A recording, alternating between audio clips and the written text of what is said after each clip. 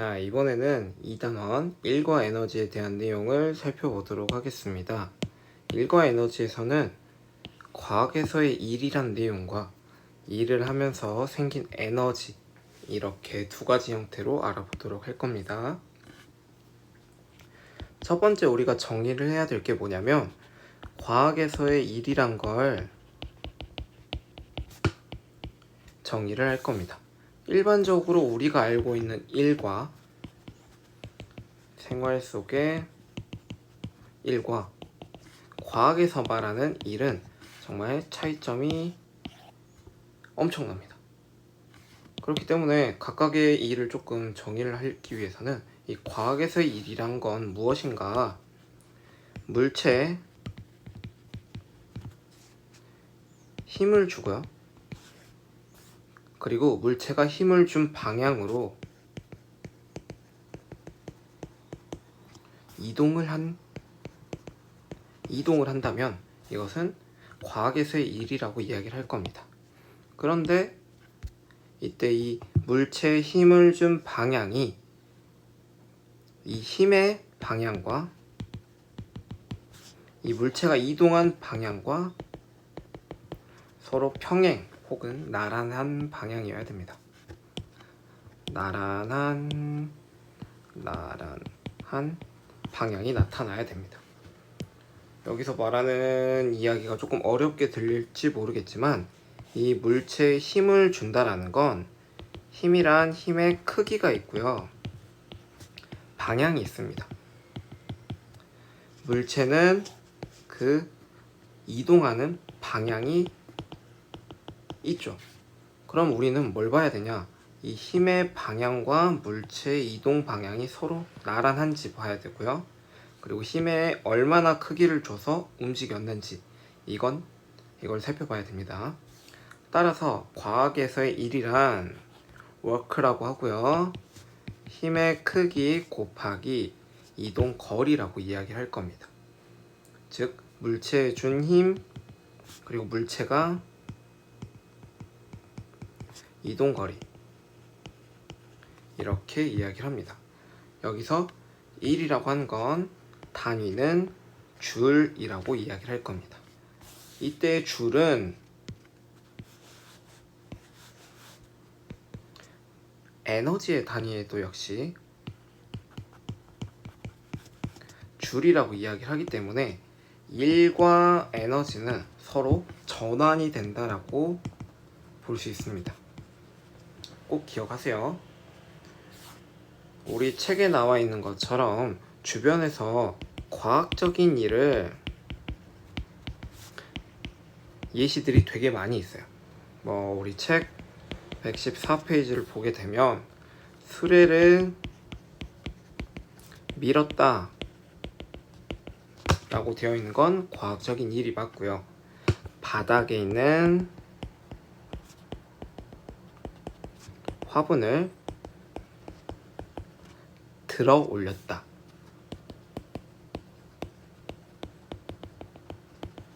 역시 과학적인 일이 맞습니다. 하지만 공을 들고 있다, 이것은 물체가 움직이지 않고 있기 때문에 힘을 주고 있지만, 즉 물체의 이동 거리는 0이므로 따라서 과학적인 일이 아니라고 볼 겁니다. 그러면 여기서 중요한 건 과학적인 일의 값이 0일 때를 세 가지로 이야기를 해볼 겁니다. 프린트물에 나와 있습니다. 첫 번째, 일이란 힘 곱하기 이동 거리이므로 힘의 값이 0일 때로 나뉘어지고요, 두 번째는 이동 거리가 0일 때로 보고, 세 번째로는 힘과 이동 거리가 서로 수직인 방향일 때입니다. 각각에 대한 예시를 조금 설명을 해볼게요. 힘이 0일 때는 등속 운동 한다고 이야기를 합니다. 프린트물에 나와 있지만 우주에서 등속 운동 하게 되면 힘의 값이 0이라고 이야기를 하죠. 즉 등속 운동이라고 하는 건 속력의 변화가 0이기 때문에, 즉 가속도가 0이기 때문에, 즉 힘은 질량의 가속도를 곱한 값이라고 이야기를 하는데, 이 가속도가 0이기 때문에 힘의 값이 0이다 라고 이야기를 할 수 있어요. 두 번째로는 벽에다가 힘을 줘서 밀었는데 벽이 움직이지 않는 경우예요. 즉 물체의 이동 거리가 없을 때 나타나는 이야기지요. 세 번째 하고 싶은 말은 힘의 방향과 물체의 방향이 서로 나란하지 않을 때, 즉 수직인 경우에서는 1의 값이 0이라고 볼 겁니다. 이거는 알아두시고 학교에서 한번 더 다시 이야기를 해보도록 할게요. 이 1의 크기에 대해서 책 115페이지에 나와 있는 걸 한번 설명을 할게요. 상자가 나타나 있고, 이 상자에다가 힘을 주었을 때 이 상자가 이만큼 이동을 하게 되었죠. 이동거리. 그럼 이때 1의 값은 힘 곱하기 이동 거리라고 이야기를 할 겁니다. 그럼 이거는 가로로, 즉 평행으로, 지면의 평행으로 보냈는데, 두 번째 예시를 한번 볼게요. 두 번째는 어떤 물체 하나를 위로 들어 올릴 겁니다. 그러면 내가 힘을 주고 이만큼 이동한 거리라고 이야기를 할 겁니다. 즉 우리 책 115페이지 물체의 해준 일에 대한 이야기를 할 건데요. 이 물체를 지면에서 위로 들어 올리게 되면 중력에 대해 일을 했다라고 이야기를 합니다. 이 말이 무슨 말이냐? 원래 물체는 아래로 내려가려는 어떤 힘, 중력을 받고 있어요. 그런데 내가 이 중력을 거스르는 힘을 주었기 때문에 중력에 대해 일을 했다라고 이야기를 합니다. 그러므로 여기서 말하는 이때 이 힘의 크기는 힘의 크기는 중력의 크기와, 즉 물체의 중력의 크기와 똑같습니다. 높이를 한 높이라고 쓰고요. 그럼 이때 한 일의 크기는 W는 힘 곱하기 높이가 될 거고, 이때의 힘은 물체의 중력인 mg 곱하기 높이가 될 겁니다. 이렇게 알고 계시면 됩니다. 자, 그리고 두 번째 있는 일을 하여 생긴 에너지에 대한 내용을 한번 이야기해 보도록 할게요.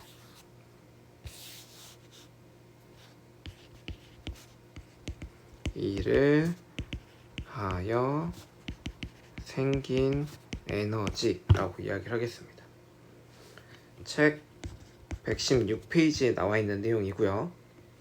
여기서는 일과 에너지에 대해서 서로 전환이 될 수 있다는 점을 이야기를 할 겁니다. 우리가 책에 있는 내용으로 볼게요. 높은 곳에 있는 물은 물레방아를 돌리는 일도 하고, 바람은 돛담배를 미는 일도 한다고 이야기를 해요. 즉 에너지라고 하는 거는 일을 할 수 있는 능력이라고 이야기를 합니다.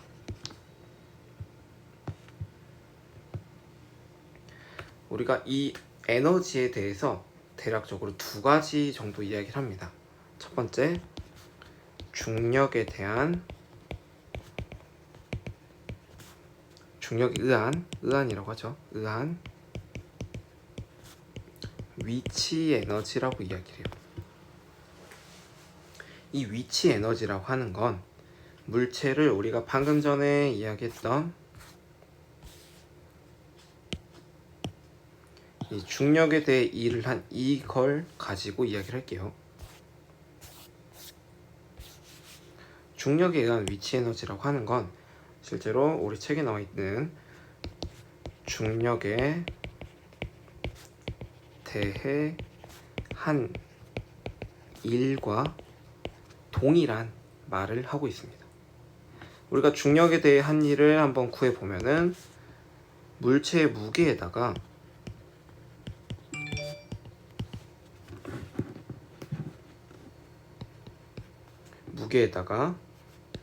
올라간 높이를 곱하게 되는데, 이때 물체의 무게는 m 곱하기 g 9.8이었죠. 올라간 높이는 h라고 적겠습니다. 그럼 이때 값을 우리는 9.8 mh라고 쓸 수 있겠죠. 그래서 이렇게 쓴 이 값을 우리는 중력에 의한 위치 에너지라고도 표현하고요, 중력에 대해 한 일이라고도 표현을 합니다. 이때 올라간 높이에서 가장 중요한 점은 기준점이라는 혹은 기준면을 두고 이야기를 해야 됩니다. 그러면 이제 우리는 중력에 의한 위치 에너지는 9.8 곱하기 질량 곱하기 높이라는 점을 알게 되었는데요. 공식을 알았으니 각각에 해당하는 그래프를 그려가지고 해석을 해보도록 하겠습니다. 우리가 보려고 하는 이 중력에 의한 위치 에너지, 중력에 의한 위치 에너지는 언제 영향을 받을까? 중력에 의한 위치 에너지는 도대체 어떤 게 영향을 줄까? 라는 점 볼게요. 우리가 공식상 9.8 mh라고 했기 때문에 질량과 높이에 대해서 이야기를 나눠야 됩니다. 첫 번째로는 물체의 질량에 대해서 이야기를 해볼게요. 우리가 어떤 물체를 높이 들려고 한다면 질량이 크면 클수록 우리의 힘도 많아져야 되고, 힘이 많아진다는 건 물체의 하는 일도 커진다는 거고, 즉 중력에 의한 위치 에너지는 질량이 커지면 커질수록 같이 증가하게 됩니다. 즉 위치 에너지는 질량에 비례한다라고 이야기를 할 수 있어요. 두 번째, 우리가 봐야 될 건 높이가 되겠죠. 어떤 질량이 같은 물체를 하나는 중간 높이, 하나는 그의 2배, 3배 높은 위치에다가 물체를 놓고 떨어뜨리게 된다면 당연히 높은 위치에 있는 물체가 많은 에너지를 갖고 있을 거라고 생각을 합니다. 이 역시 똑같이 증가하는 형태로 구성이 되고요. 물체의 중력에 대한 위치 에너지 값은 높이에도 비례하는 걸 볼 수가 있어요. 따라서 중력에 의한 위치 에너지는 9.8 mh라고 쓸 수가 있겠죠. 우리는 g라고도 배웠으니까 mgh라고도 이야기를 할 수 있습니다. 자, 여기까지 중력에 의한 위치 에너지 이야기를 했다면, 이번에는 중력이 한 일과 운동 에너지에 관한 이야기를 한번 해보도록 할게요. 방금 전까지는 높은 곳에서 떨어뜨렸다면 높이와 질량에 따라서 마지막에 받는 에너지가 커질 거라고 이야기를 하는데, 책에서 접근하는 방식에서는 자유낙하 운동을 한다면 높은 곳에서 말이죠. 그럼 뭐가 바뀌냐? 속력이 점점점 증가한다라고 볼 수 있어요. 언제? 바닥으로 내려갈수록.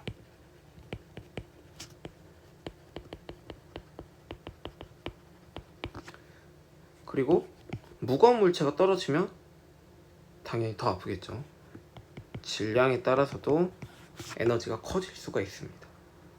즉 운동 에너지는 이 K라고 쓰고요. 에너지 키네틱이라고 사용을 하고 속력과 질량에 비례할 거다라고 이야기를 합니다. 허나 과학자들이 점점 찾아보니까 질량의 제곱에 비례한다라는 걸 실험으로 알게 되었고요. 운동 에너지는 2분의 1 질량 속력의 제곱이라고 이야기를 합니다. 과학자들이 숫자가 조금 맞지 않아 가지고 앞에 상수를 붙이게 된 게 바로 2분의 1이 되었어요. 자, 여기에 해당하는 내용 그래프 한번 같이 보도록 할게요.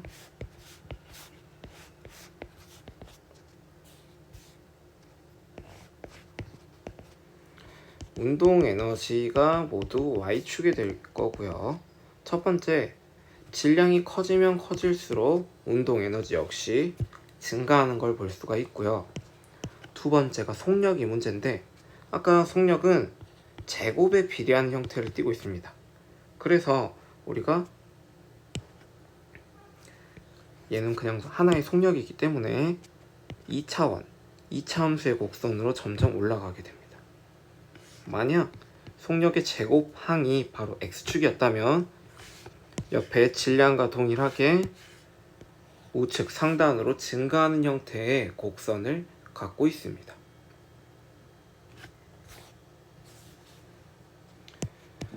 자, 이제 마지막으로 한번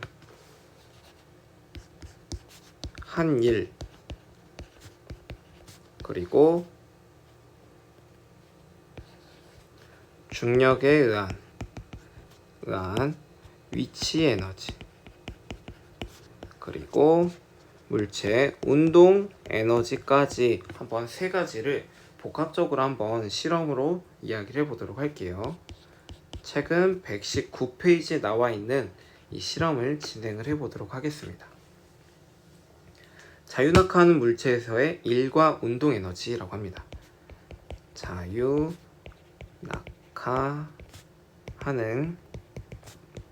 물체에서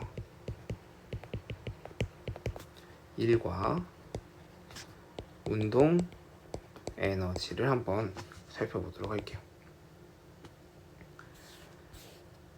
이 실험에 대한 기본적인 계략적인 부분은 어떤 물체를 위에다가 둘 거고요. 바닥에 자유낙하를 시킬 겁니다. 우리는 이 물체의 질량도 알고 있고요. 1kg이라고 하고 제일 높은 곳까지를 우리는 높이라고 한다면 높이는 1m라고 해봅시다. 그러면 실제 지금 이 A점 원점이라고 하죠. 원점에 있을 때 여기 지면을 기준이라고 한다면 원점에 있을 때 중력에 의한 위치 에너지 값은 얼마냐? 9.8 곱하기 질량 곱하기 높이인데 9.8에 1 하니까 9.8 줄이 되겠네요. 이땐 자유낙하기 때문에 공기의 저항 역시 없다고 가정을 할 겁니다. 그럼 이 친구가 점점점 내려오면서 점점 빨라진다라는 걸 볼 수가 있겠죠. 그럼 이때 우리는 잠시만요. 그러면 여기 사이사이의 구간이 이렇게 되어 있는데 이때 O, A, A, B, C라고 이야기를 합시다. 그럼 이 C점은 C점에 대한 높이는 값이 0이 됐어요. 그러면 위치 에너지의 값은 0이지만 운동 에너지의 값은 우리는 뭐라고 생각할 수 있냐면 바로 9.8 줄이라고 생각을 할 수 있어요. 왜냐하면 위에 갖고 있던 에너지가 아래에도 동일하게 존재를 해야 되는 거죠. 이걸 우리는 에너지 보존이라고도 이야기합니다. 각각에 해당하는 물체의 속력들을 구할 수가 있습니다. 실제로 실험에서는 A 지점과 B 지점, C 지점에 속도 측정기, 속력 측정기를 두고 각각의 속력을 측정하기도 하는데, 우리는 A점까지의 높이 혹은 B점까지의 높이를 알고 있다면 이 물체의 속력도 계산으로 충분히 구할 수가 있습니다. 이 부분은 학교에서 한번 자연학과에 관한 부분은 다시 자세하게 설명할 수 있도록 할게요. 이상입니다. 여기까지 한번 보시고 다음 장에 있는 일상생활에서의 위치 에너지와 운동 에너지에 해당하는 것들은 한번 읽어보고 생각을 해보시면 좋을 것 같습니다. 이상입니다.